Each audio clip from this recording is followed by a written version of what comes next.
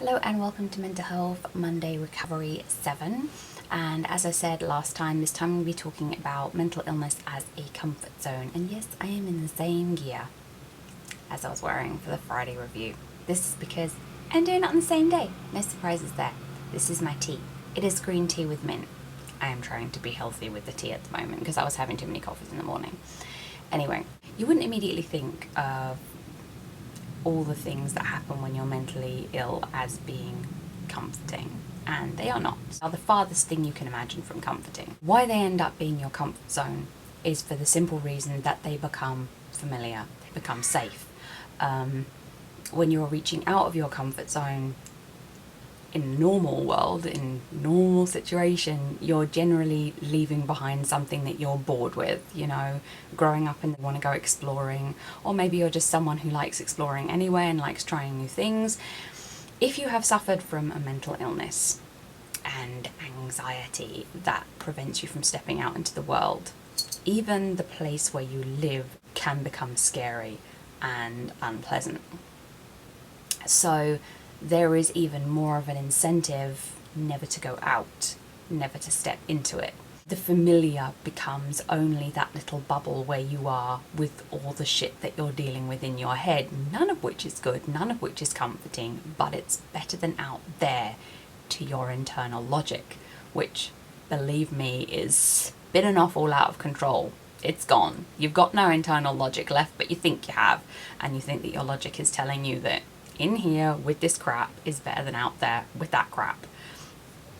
And when you enter into recovery, there is very much a sense of still feeling like this is better than that, because it's normal to you, because it is your normal, and no matter how much you might want to go out into that, this feels a lot safer, even though you know it's not.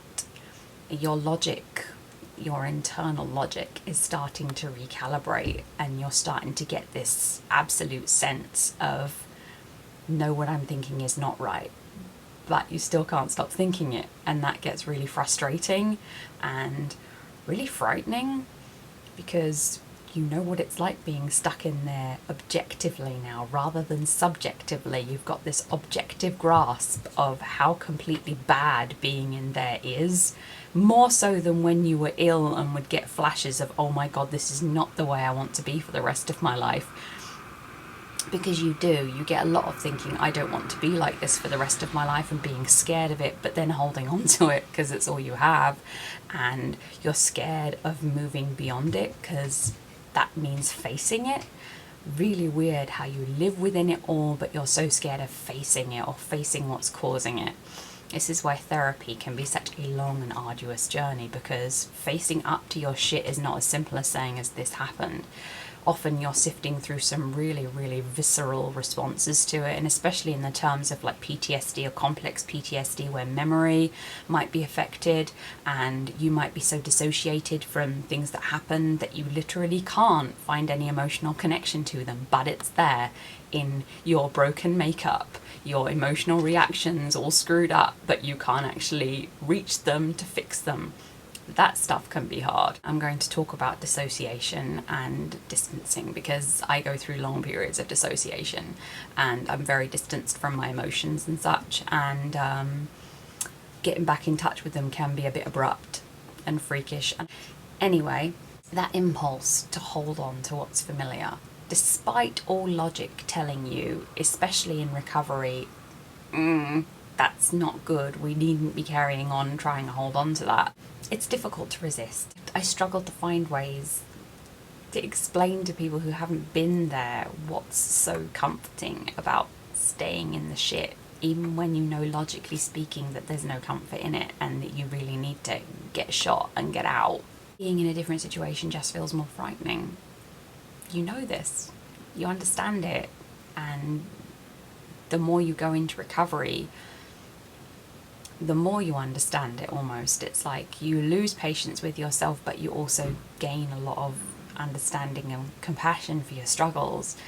You're like, well, it's no wonder I've been dealing with this because of, XXX or whatever. There's always reasons why it's going on. In the case of spontaneous depression that comes from mood disorder, then there you have your reasoning. It's your head function. It's how you normally are. I mean, part of my thing is that, and part of my thing is stuff that stems from shit that happened. So I've got the half and half going on. I've got stuff that I can't really do much about because it's part of my mental makeup. And then I've got stuff that I can really work on. And to be honest, both are equally frustrating.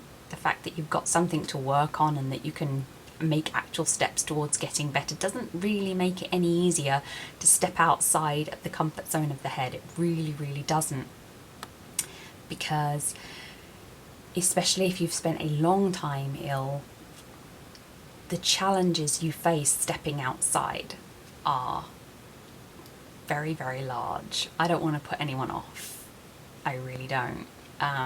Especially don't want to put myself off.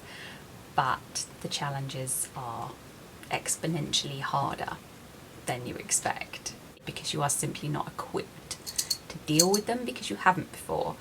And you're still working with a very compromised sense of self and self-worth and self-esteem and strength and courage. It feels like I have compromised courage 98% of the time, but I'm pushing forward. That's what I would advise you do. Push forward through it, because the only thing that happens in there is stasis and stagnation. That's all that happens. It is a prison. So yeah, it is the comfort zone that is not a comfort zone, and the sooner you reframe it and the sooner you understand that the internal logic is skewed, the better it's going to be. But I understand if you're still in the place where you can't see that. I am quite far into recovery and I still often can't see that. I am getting round to understanding more and more that that is not good and that is better.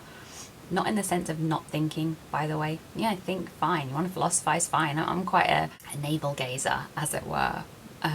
But yeah, being stuck in my head and being stuck in my room, I am beginning to understand are not comforts. They are the very opposite of that.